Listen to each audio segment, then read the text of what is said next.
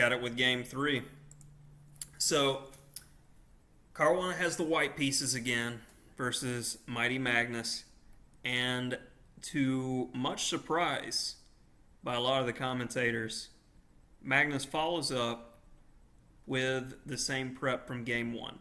And from a historical standpoint, World Championship matches, if you're playing, 10, 20 games, typically you're going to play a secondary line in the first few games of the World Championship in order to throw off the scent of your real preparation, because in the World Championship, both the challenger and the champion have a number of different elite grandmasters working for them, working on openings and working on preparation. And when you have this type of situation, if you play a game, so I'm going to cite a game like between Anand and Carlsen, early, I believe in their first match, Carlsen played a Caro-Kann. He hasn't played the Caro-Kann in any other World Championship game. So he played that for the sole purpose of, I know it's a reasonable opening, but he didn't plan on playing that in the long term. It was just a one-game, one-shot affair in order to waste the time of the other players. Early in the match, you start seeing this stuff. So I begin to question not having the hindsight, because Game 3 actually happened today. I have it up on my TV right now. It's hard for me to predict what Carlsen's going to do in the future games, but I still expect, and everybody expects, that we have that dry repeat of the Carlsen-Karjakin affair with e4, e5 with the Spanish torture.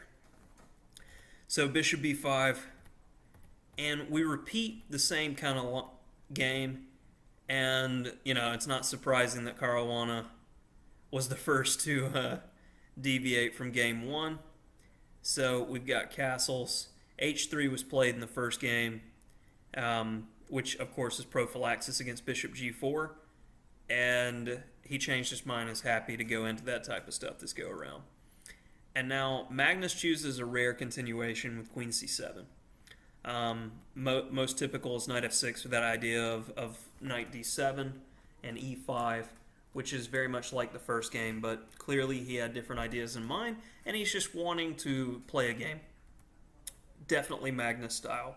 So rook e1, again, h3 is what the ancient light, just the same kind of stuff as the previous game. And now, let's see if you can come up with a plan for white here. This is where you pause the video and try to think, if I had white, what would I do? All right. Okay, coming back to it. So looking at this, if you just go with normal development, like knight c3, for instance, well, your knight has no future, so it's not going to the a4, b5, or d5. And so that can't be it. We go knight d2, we hem in our bishop. And if it seems like if knight c4, that can cause us problems because black's going to play b5 or something. So I don't really know where to put my knight right now. So that makes me hesitate. So then I look at the bishop. And bishop d2 doesn't make sense. Bishop e3 attacks the pawn, but black's just going to go b6. Bishop f4, I lose. Bishop g5, h6, more than likely. And then the bishop's getting kicked around. So it's hard to see where the minor pieces are going. So I really like this next move by white, a3. And the idea is going to be to get clearance playing b4 and then have more options for development with a b. Now, bishop e3 could be considered with this type of plan, but it did not bring white success in the game between two names I can't pronounce in the Czech Republic in 2017. Two above 2550 FIDE GMs. Now, a3, and if cb4, ab4, this gives white exactly what he wants. You got your rook developed and he didn't even have to be touched. That's my favorite. And then you got some ideas with bishop b2, and then, just pile everybody you got on here. Let's even play rook a2 and queen a1 to get the double dose. You can really focus on the e-pawn that way. Now we start to see the coordination, the position, and the ideas. So after b4, Carlsen decides to tuck his nugget away. Then we got knight bd2, bishop g4. Finally, we see the move h3. And now the bishop pair is gone, but so are the double pawns. So both sides are kind of like, we gave away our trumps immediately in the position, both ways. And now Carlsen decides to make a direct change in the position with a5. White has a better rook than black. Now this allows for that situation to just kind of... And the computer says that white's slightly better here, but in all honesty, let's look at the deficiencies. Okay? Same color bishop, same type of knight, same type of queen, same types of rooks. Yeah, black probably has more control over the open file with rook there, but what exactly are you going to be controlling? This bishop's a little bit better than its counterpart because we can hit the pawn. But other than that, I'm not buying that white's much better here. I don't see in an ideal world how he's botching this. So bishop d2 and then queen b1. And this was about the time that I woke up this morning, to be completely honest. And I started looking at this position, and my first reaction was to go queen c1 and then queen b2 with the idea of bishop d2, knight d2, knight c4. I just like this idea of piling up on the pawn. And then as I was groggy and waking up, I was like, well, as soon as I saw queen b1, I was like, well, yeah, he can still go queen b2, and this move makes a lot more sense because now you're focusing on this pawn as a weakness as well. So I'm like, okay, this is why he gets paid the big bucks. Knight d7, queen b4, and I can honestly say this is a move that I did not expect at all. It's flexible, it's good, and again, you're looking at ideas that have a lot of merit. I mean, with the queen on b4, she touches a lot of decent squares here. F8. Black stops any of the ideas with queen e7, which is definitely good, and clears the f8 square for his bishop to reroute and also tickle the queen a bit. So bishop c3, and that made sense to me because, I mean, you always have the idea to drop back to b2 and hit the e5 pawn, which is really the only conceivable weakness. And only one weakness, no real problems. So when you got two weaknesses, it's you gotta worry about your position. So b5, and around here, Caruana took a lot of time for the first time in the game before deciding to swap off all the rooks. But I definitely feel like queen b2 is better than doing all these exchanges. Maybe he just wasn't happy with his position and felt like he should go into this. And when Darcy and I were analyzing this position, we both felt that it was difficult to come up with a move for black. And then we immediately were like, what's the most active move here? And when you ask this question a lot of the time, you'll find a good move. And queen a2 to hit the weak c-pawn, the only real weakness white has in the position. And then you start looking at an idea, if queen e7, queen takes c2, queen d7, queen takes c3, and black's clearly better there. So queen b2 pretty much had to be played. And now we're in this dead drawn ending. But what I like about this is these guys, I'm not sure if they're playing under Sophia rule or not. And for those of you who don't know what the Sophia rule is, you have to play a minimum of at least 30 moves before the players can offer a draw to each other.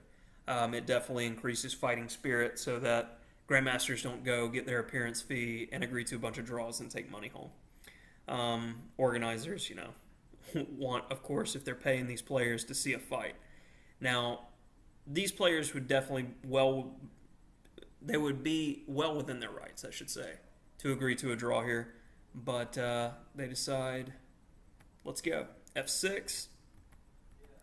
And we'll go through these moves a little bit quickly. And bishop f8, knight g5. And it's good. You just hit the weakness. Now h4. And this type of deal, when I look at the position, I'm seeing more pawns getting on the same color as my opponent's bishop. I'm already feeling that these are more targets than they are, we should say. So knight b3, h5, fixing the pawns on the same color as the bishop. Bishop d2, c5. And now the idea is going to be, if the king can magically get down here, white's going to be in some serious trouble. G5 is another consideration here, but it definitely goes against what I would want to do in the position, focusing on these pawn weaknesses. I like the idea of bringing the king to the queen side. And you start to see ideas, if this, like bishop e3, and, you know, this is enough counterplay for white to hang on, according to the engine. I mean, we're both dropping stuff if, say, knight g6. So going back to the main game, we got c5 being played, bishop e3, king e7, and even though the game's drawn, there's different slices of drawn. Takes, position still dead equal, c4, and now going into this position with knight versus bishop. This is the last real important move of the game, and you can't imagine a player like Caruana blundering with like f3, because bishop b6 puts him in a situation where it's 6-1, because bishop a5 is threatened, as well as bishop f2. So king e2, good. King c6, knight f1, and we were calculating like these outlandish variations, like it takes a lot of time. Oh wait, you gotta defend the d pawn first. It takes too much time for your king to get where he needs to go, and this is definitely getting good. Like if king d2, for instance, you have bishop a5, but already a move like g4 comes to mind and try to get a passer as fast as you can. So black could overpress in this position. That's why king c6 just chilling, knight f1, b4 was played, and not many more moves were seen in the game. And I mean, most players are going, well, why would you give up the knight and then agree to a draw in this position?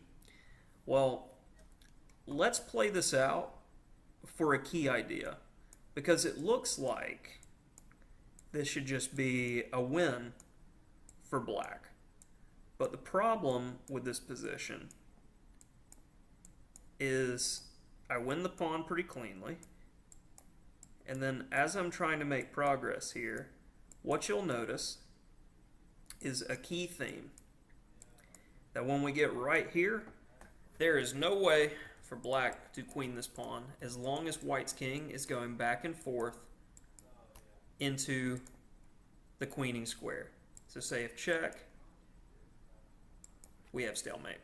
There's no way to dance any way you want to dance. In fact, I could put a dark square bishop on every dark square in the position, and it's kind of a cool thing.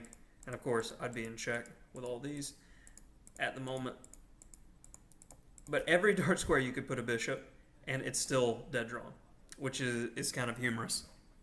So it's something that players of this caliber know and understand when they get to this position, e takes f5, which was played in the game, that if you have a rook pawn and your bishop is the opposite color of the queening square, you cannot check the king to force him out of that square, thus queening the pawn.